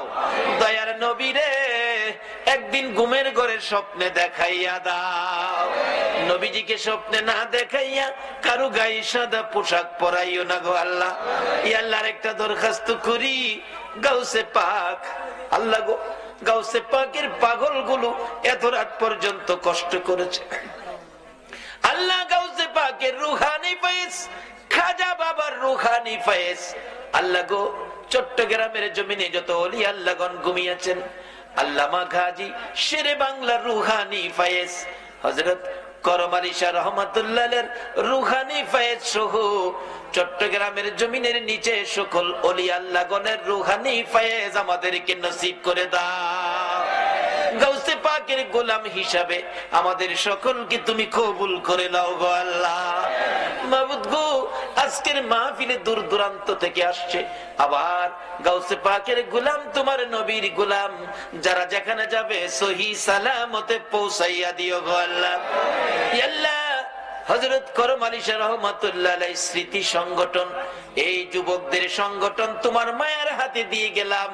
কিয়ামত পর্যন্ত এই সংগঠনের পক্ষ থেকে এই মাহফিল তুমি কায়েম রাখো গো আল্লাহ। এই যুবকদেরকে বেশি বেশি করে নেক হায়াত বাড়াইয়া দাও গো আল্লাহ। মাবুদ গো, যতগুলো দরখাস্ত করলাম মাহফিলের উসিলাই, দুরূদ ও সালামের উসিলাই, গাউসে পাকের রুহানি ফায়েজের উসিলাই সবগুলো তুমি কবুল আর মঞ্জুর করো গো আল্লাহ। ওয়া সাল্লাল্লাহু তাআলা আলা খায়রি খালকিহি মুহাম্মাদিন ওয়া আলা আলিহি ওয়া আসহাবিহি আজমাইন বিহাক্কি লা ইলাহা ইল্লাল্লাহু মুহাম্মাদুর রাসূলুল্লাহ।